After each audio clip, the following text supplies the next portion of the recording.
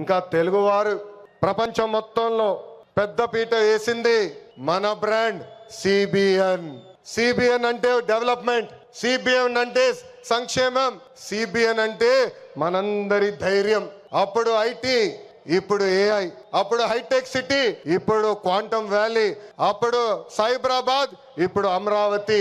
చాలి 200 రూపాయల పెన్షన్ ని 2000 రూపాయలు పెంచారు. ఇప్పుడు భారతదేశంలో ఏ రాష్ట్రం ఇవ్వని విధంగా 4000 రూపాయల పెన్షన్ మన చంద్రన్న అందిస్తున్నారు. అన్న క్యాంటీన్, డ్వాక్రా, దీపం, పేదల చిరునవ్వు మన నాయకుడు చంద్రబాబు నాయుడు గారు.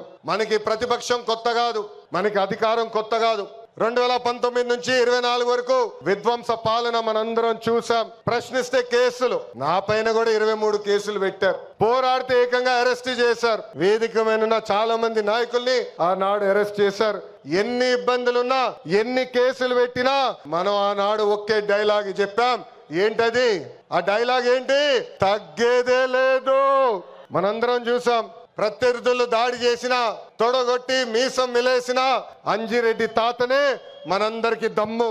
కత్తితో దాడి చేసి తల నుండి రక్తం కారుతున్నా ఏకంగా పోలింగ్ బూత్ లో కూర్చుని చివరి ఈవీఎం సీల్ పడే వరకు పోరాడిన మన అక్క మంజుల గారే మన ధైర్యం. కత్తి మెడపై పెట్టి వాళ్ళ నాయకుడికి ఒక్కసారి జై కొట్టమంటే జై చంద్రబాబు నాయుడు, జై తెలుగుదేశం అని ప్రాణాలు కోల్పోయిన తోట చంద్రయ్య మనందరికీ స్ఫూర్తి.